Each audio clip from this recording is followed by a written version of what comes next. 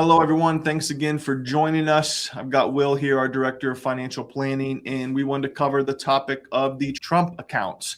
So this is something we're starting to see a little bit more of as that becomes a little bit more clear on what it's going to be, what it's going to, what the options are, what the opportunity is. So we want to take a second to, talk kind of about what this is going to mean over the long term. So what we know is people born this year and the last couple years, I think it's going for a few more years, like through 2028, I think is what they're going to do. Every child born is going to get $1,000 and it's going to be put in a Trump account, put into low cost indexed investing.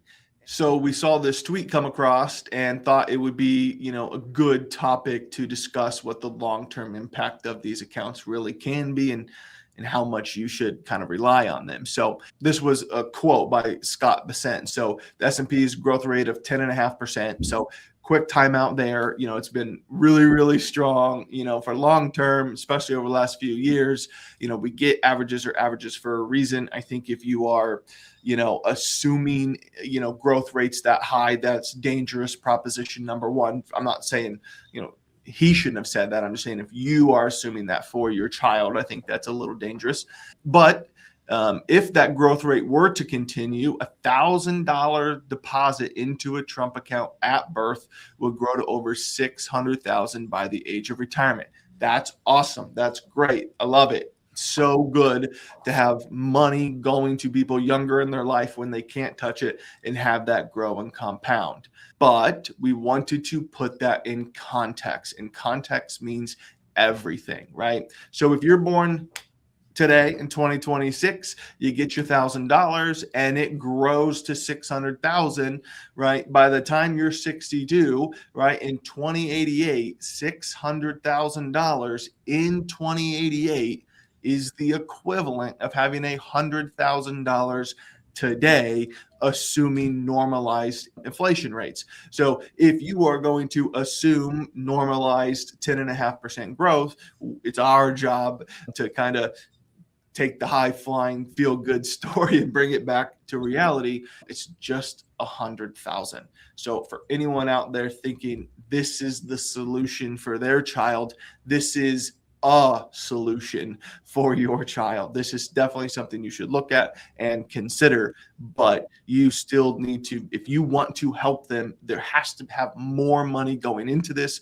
We still have to educate our children and make them financially literate. There's so much more work to do than just throwing $1,000 in a Trump account and calling it good. Am I right? Yeah, and just to kind of expand on that and give some context, we typically see a comfortable retiree, have at least, 750 to about 2 million, obviously depending on spending need. But that's good context just to say, yes, $100,000 is still a pretty substantial amount of money. However, for a 30-year retirement, right, that's, maybe a tenth of really what we're looking to target and achieve there. So definitely going to help, right? Definitely a great idea. Good to have extra capital for individuals and get long-term growth started and getting them exposed to the stock market as well, I think is going to help there. If they can see this account growing and compounding, I think will, maybe motivate some individuals to continue to save and continue to grow. Great point. Great point. Didn't even think about that. You're absolutely right. I sit down with my kids at least once a month and I pull up their accounts that I have for them and they see that growing. I didn't even think about that for this.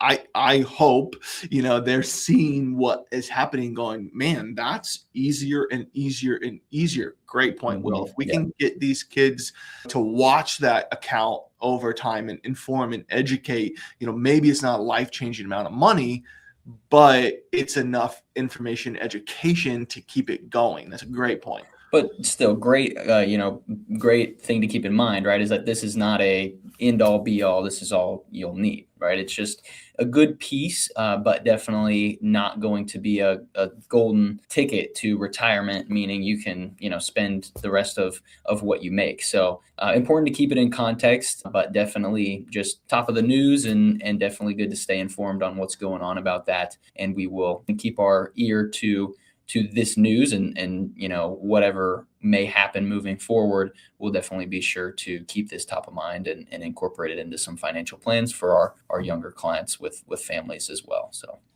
yeah, it definitely, to me, has this potential to lower the long-term feel a little Social Security, because there's this huge misconception around Social Security that it's this thing that the government did for you to help you with retirement. That is entirely false.